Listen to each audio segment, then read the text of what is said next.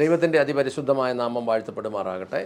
പുറപ്പാട് പുസ്തകം 12-ാം അധ്യായത്തിൻ്റെ 46-ാമത്തെ വാക്യം വായിച്ചാട്ടെ. അതത് വീടിനുള്ളിൽ വെച്ച് തന്നെ അത് ഭക്ഷിക്കണം. ആ മാംസം അല്പം പോലും വീടിന് പുറത്തേക്ക് കൊണ്ടുപോകരുത്. അതിൽ ഒരു അസ്ഥിയും ഒടിക്കരുത്. പെസഹായുടെ വ്യവസ്ഥ പറയുക, വീടിനുള്ളിൽ വെച്ചായിരിക്കണം അത് ഭക്ഷിക്കുന്നത്. മാംസത്തിന് അല്പം പോലും വീടിന് പുറത്തേക്ക് കൊണ്ടുപോകരുത്. അതിൽ ഒരു അസ്ഥിയും ഒടിക്കരുത്. വ്യവസ്ഥ പറയുക, ഒന്ന്, വീടിനുള്ളിൽ വെച്ചായിരിക്കണം ഇത് ഭക്ഷിക്കുന്നത്. മാംസത്തിൻ്റെ അല്പം പോലും വീടിന് പുറത്തേക്ക് കൊണ്ടുപോകരുത്. അതിലൊരസ്ഥിയും ഒടിക്കരുത്. ഈ വീടിനുള്ളിൽ വെച്ചായിരിക്കണം എന്ന് പറയുമ്പോൾ ലൂക്കാ സുവിശേഷത്തിൽ 22-ാം അധ്യായത്തിൻ്റെ 7 മുതൽ 13 വരെ എടുത്തേ. പെസഹ കുഞ്ഞാടിനെ അറുക്കേണ്ട പുളിപ്പില്ലാത്ത അപ്പത്തിൻ്റെ പെരുന്നാൾ ആയപ്പോൾ അവൻ പത്രോസിനെയും യോഹന്നാനെയും അയച്ചു. നിങ്ങൾ നമുക്ക് ഭക്ഷിക്കുവാൻ പെസഹ ഒരുക്കുവിൻ എന്ന് പറഞ്ഞു. ഞങ്ങൾ എവിടെ ഒരുക്കണം എന്ന് അവർ ചോദിച്ചതിന്, നിങ്ങൾ പട്ടണത്തിൽ എത്തുമ്പോൾ ഒരു മനുഷ്യൻ ഒരു കുടം വെള്ളം ചുമന്നുകൊണ്ട് നിങ്ങൾക്കെതിരെ വരും.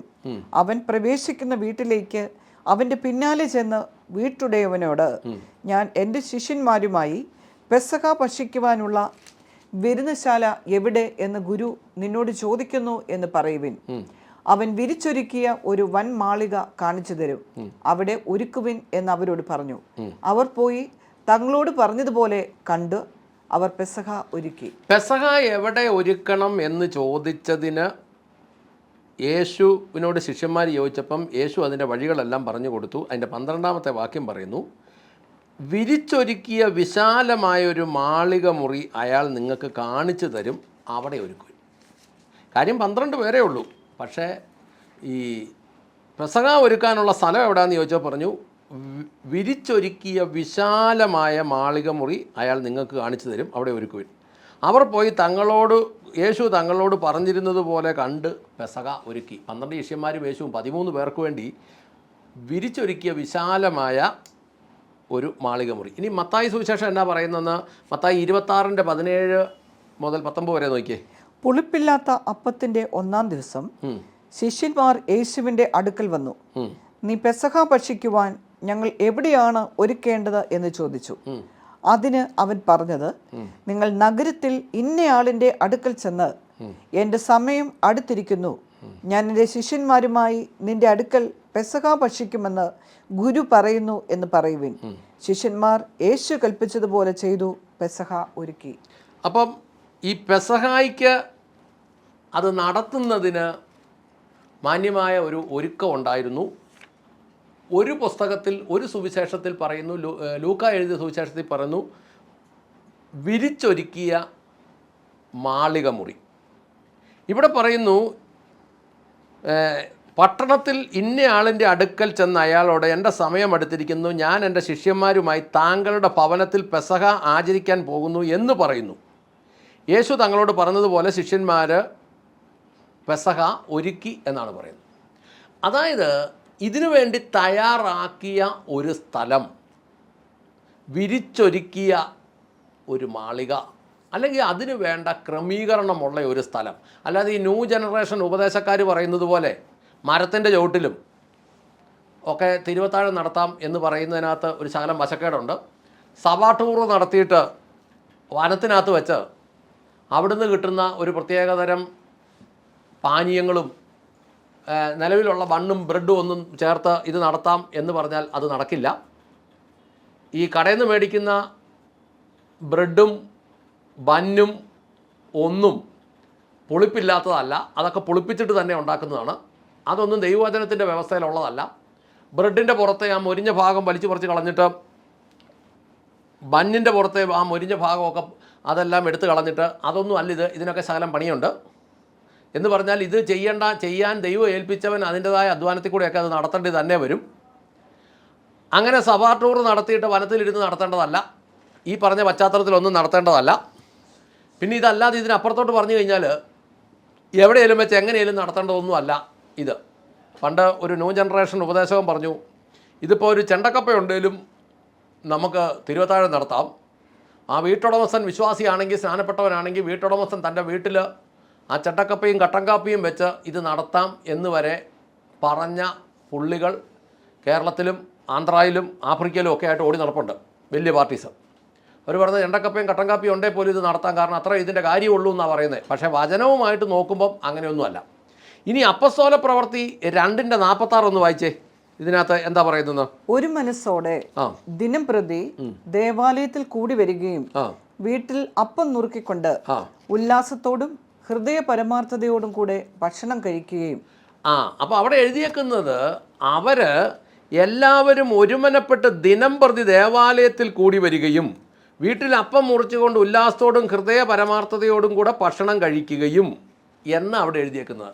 ദേവാലയത്തിലും ഭവനത്തിലും എന്നാണ് അവിടെ എഴുതിയേക്കുന്നത്. എന്ന് പറഞ്ഞാൽ വിരിച്ചൊരുക്കിയ മാളിക മുറി എന്ന് പറയുന്നത് പുതിയ നിയമവ്യവസ്ഥയിലേക്ക് വന്നപ്പോൾ ദേവാലയവും അതിനുള്ള ക്രമീകരണങ്ങൾ ചെയ്യുന്ന ഭവനവും ആയി എന്ന് നമുക്ക് മനസ്സിലാകും. ഇനി അപ്പോസ്തല പ്രവൃത്തി 20:7-8 ഒന്ന് വായിച്ചേ. ആഴ്ചവട്ടത്തിന്റെ 1-ാം ദിവസം ഞങ്ങൾ അപ്പം നുറുക്കുവാൻ കൂടി വന്നപ്പോൾ പൗലോസ് പിറ്റേന്നാൾ പുറപ്പെടുവാൻ ഉദ്ദേശിച്ചിരുന്നതുകൊണ്ട് അവരോട് സംസാരിച്ചു. അവൻ അർദ്ധരാത്രി വരെയും പ്രസംഗം ദീർഘിപ്പിച്ചു. ഞങ്ങൾ കൂടിയിരുന്ന മാളികയിൽ വളരെ വിളക്കുകൾ ഉണ്ടായിരുന്നു. അവിടെ പറയുന്നത് ഞങ്ങൾ കൂടിയിരുന്നത് ഒരു മാളികയാണ്. മാളിക സാധാരണ ഉള്ള ഷെഡിനും ഒന്നും മാളിക എന്നല്ല പറയുന്നത്. അവർ കൂടി വന്ന, അതായത് നമ്മളിത് മനസ്സിലാക്കുന്നത് ഇതിനുള്ള സംവിധാന സാഹചര്യങ്ങളും അതിനുള്ള രീതിയിലുള്ള ക്രമീകരണങ്ങളും ഉള്ളിടത്ത് വെച്ചെന്നാണ് നമ്മളിത് മനസ്സിലാക്കേണ്ടത്. ഇനി ഇതിൻ്റെ രണ്ടാമത്തെ ഭാഗം, അതായത് യോഗ്യമായ ഒരു സ്ഥലത്ത് വെച്ച് വേണം ഇത് നടത്താൻ. വീട്ടിൽ കുഴപ്പമൊന്നുമില്ല, പക്ഷേ അതിനുള്ള ക്രമീകരണങ്ങളും സാഹചര്യങ്ങളും ഒക്കെ ചെയ്ത വീട്ടിലായിരിക്കണം. അല്ലെങ്കിൽ അത് സഭാ ഹാളിൽ നല്ല വിരിച്ചൊരുക്കിയ നല്ല അതിനുള്ള ക്രമീകൃതമുള്ള സ്ഥലത്ത് വെച്ച് തന്നെ അത് നടത്തണം. ഇനി അടുത്തത് ഈ അതിൻ്റെ രണ്ടാമത്തെ ഭാഗം പറയുന്ന അതിൽ മാംസത്തിലൊരല്പം പോലും വീടിന് പുറത്തേക്ക് കൊണ്ടുപോകരുത്. സംഖ്യാപുസ്തകം എടുത്തേ.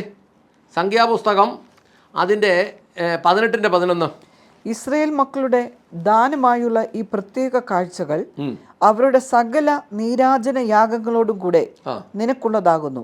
ഇവയെ ഞാൻ നിനക്കും നിന്റെ പുത്രന്മാർക്കും പുത്രിമാർക്കും ശാശ്വത അവകാശമായി തന്നിരിക്കുന്നു. നിന്റെ ഭവനത്തിലെ ശുദ്ധിയുള്ളവർക്കെല്ലാം അത് ഭക്ഷിക്കാം. ഇതും നിനക്കുള്ളതായിരിക്കും. ഇസ്രയേലരുടെ സകല നീരാജനങ്ങളുടെയും കാഴ്ചകളിൽ നിന്ന് മാറ്റിവയ്ക്കുന്നവയെല്ലാം ഞാൻ നിനക്കും നിന്റെ പുത്രന്മാർക്കും പുത്രിമാർക്കും നിങ്ങളുടെ നിത്യേനയുള്ള ഓഹരിയായി തന്നിരിക്കുന്നു. നിന്റെ ഭവനത്തിൽ ആചാരപരമായി വിശുദ്ധിയുള്ളവർക്കെല്ലാം അത് ഭക്ഷിക്കാം. ഞാൻ ഉദ്ദേശിക്കുന്ന ഭാഗം എന്താണെന്ന് ചോദിച്ചു കഴിഞ്ഞാൽ, ഈ ആചാരപരമായി വിശുദ്ധി ഇല്ലാത്തവർക്ക് ഇത് ഭക്ഷിക്കാൻ പറ്റുകയില്ലെന്നാണ് ദൈവവചനത്തിൽ പറഞ്ഞിരിക്കുന്നത്. ആചാരപരമായി ഇത് വേറൊരു സാഹചര്യത്തിലാണ് പറഞ്ഞിരിക്കുന്നത്. പുരോഹിതന്മാർക്കും ലേവ്യർക്കും ഉള്ള ഭാഗങ്ങളെക്കുറിച്ചാണ് പറയുന്നത്.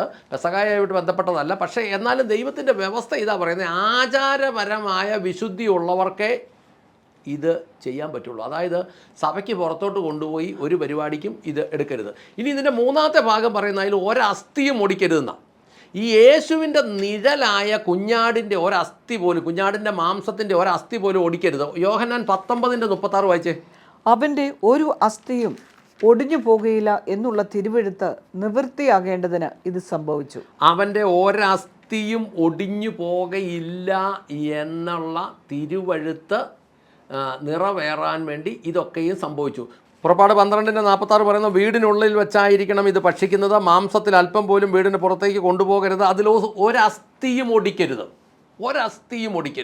ഇനി സംഖ്യാപുസ്തകം 9:12 എടുത്തേ. പ്രഭാതത്തിലേക്ക് അതിൽ യാതൊന്നും ശേഷിപ്പിക്കരുത്. അതിന്റെ അസ്ഥിയൊന്നും ഒടിക്കുകയും അരുത്. പെസഹയുടെ ചട്ടപ്രകാരമൊക്കെയും അവർ അത് ആചരിക്കണം. അവിടെയാണ് പ്രധാന വിഷയം കിടക്കുന്നത്. അതിൽ യാതൊന്നും പ്രഭാതം വരെയും ബാക്കി ശേഷിപ്പിക്കരുത്. അതിൻ്റെ അസ്ഥികളൊന്നും ഒടിക്കരുത്. അവർ പെസഹ ആചരിക്കുമ്പോൾ അതിൻ്റെ സകല ചട്ടങ്ങളും അനുസരിച്ച് ആചരിക്കണം. എന്തുകൊണ്ടാണ് അസ്ഥികളൊന്നും ഒടിക്കരുത് എന്ന് പറഞ്ഞാൽ, അത് നിഴലിൽ ഒടിക്കരുത്, നിഴലായ കുഞ്ഞാടിൻ്റെ ഒടിക്കരുത്, പൊരുളായ യേശുവിൻ്റെ ഒടിക്കരുത്. സങ്കീർത്തനം 34-നകത്തൊരു വാക്യം കൂടെ ഉണ്ട്. അത് 34:20. അവന്റെ അസ്ഥികളെല്ലാം അവൻ സൂക്ഷിക്കുന്നു, അവയിൽ ഒന്നും ഒടിഞ്ഞു പോകുകയുമില്ല. ഇതെല്ലാം യേശുവിനെ കുറിച്ചുള്ള ഈ ദൈവ പദ്ധതി ഒന്നും പറഞ്ഞിരിക്കുന്നത് വെറുതെ അല്ല. അതെല്ലാം കൃത്യമായിട്ട് എഴുതി വെച്ച തിരുവെഴുത്തുകൾ നിവൃത്തിയാകണം എന്നാണ് പറയുന്നത്. അതായത് ദൈവത്തിൻ്റെ പദ്ധതികളൊന്നും ആകസ്മികമൊന്നും അല്ല, എല്ലാം മുൻകൂട്ടി പ്ലാൻ ചെയ്തതാണ്. നമുക്ക് ഇത് ആകസ്മികം. ഒന്നാമത്തെ കാര്യം, നമുക്ക് ഇതിനകത്തൊരു കൃത്യമായ ഒരു കാര്യങ്ങളുടെ ഗ്രഹണമില്ലാത്തത് കൊണ്ട്, അല്ലെ നമ്മളത് ഗ്രഹിക്കാത്തത് കൊണ്ട് നമുക്ക് പലതും മനസ്സിലാകുന്നില്ല. ഇതല്ല യഹൂദൻ്റെതാ, പഴയതല്ല യഹൂദൻ്റെതാ, ഇതല്ല ഞങ്ങളുടേതാ, ഞങ്ങളുടേത് നിയമമൊന്നുമില്ല, അല്ലെങ്കിൽ ഞങ്ങളുടേത് അങ്ങനെ അങ്ങ് പോവുകയാണ് എന്നൊക്കെ പറയുമ്പം, അല്ലെ ഞങ്ങളുടെ ശുശ്രൂഷകന്മാർ പറയുന്ന പോലെയാണ് എന്നൊക്കെ പറഞ്ഞു കഴിയുമ്പോഴത്തേനും ഇത് വേറൊരു രീതിയിലോട്ടാകും. അപ്പോൾ പറയുന്നത് വീടിനുള്ളിൽ വെച്ചായിരിക്കണം, മാംസത്തിൽ അല്പം പോലും വീടിന് പുറത്ത് കൊണ്ടുപോകരുത്, അതിൽ ഒരസ്ഥിയും ഒടിയരുത്. ഇതെല്ലാം സംഖ്യാപുസ്തകത്തിനകത്ത് 9:12 പറയുന്നു. അതിൽ യാതൊന്നും പ്രഭാതം വരെ ശേഷിപ്പിക്കരുത്. അടുത്ത വീഡിയോയിൽ അതിനെക്കുറിച്ച് കൂടുതലായിട്ട് പറയാം. പ്രാർത്ഥിക്കാം. സ്വർഗ്ഗസ്ഥനായ ഞങ്ങളുടെ നല്ല പിതാവേ, ഞങ്ങളുടെ കർത്താവായ യേശു ക്രിസ്തുവേ, പരിശുദ്ധാത്മാവായ ഞങ്ങളുടെ നല്ല ദൈവമേ, കർത്താവെ, യഥാർത്ഥത്തിൽ പെസഹ എന്ത്, തിരുവത്താഴം എന്ത് എന്ന് കൂടുതലായി അടിയങ്ങൾ ഗ്രഹിക്കേണ്ടതിന് അതിനകത്തുള്ള ആഴങ്ങൾ ഞങ്ങളെ ഗ്രഹിപ്പിക്കണമേ, പഠിപ്പിക്കണമേ എന്ന് പ്രാർത്ഥിക്കുന്നു. കർത്താവെ, എന്നെ ശ്രമിക്കുന്ന ഓരോരുത്തരുടെയും ഹൃദയങ്ങളെ ദൈവം തുറക്കണമേ. ലുദിയായുടെ ഹൃദയത്തെ തുറന്നതുപോലെ ദൈവം അനുഗ്രഹിക്കണമേ. അങ്ങ് പ്രാർത്ഥനയായിട്ട് അനുഗ്രഹിച്ച കൃപയ്ക്ക് നന്ദി. യേശു ക്രിസ്തുവിൻ്റെ ധന്യമുള്ള നാമത്തിൽ തന്നെ. ആമേൻ, ആമേൻ, ആമേൻ.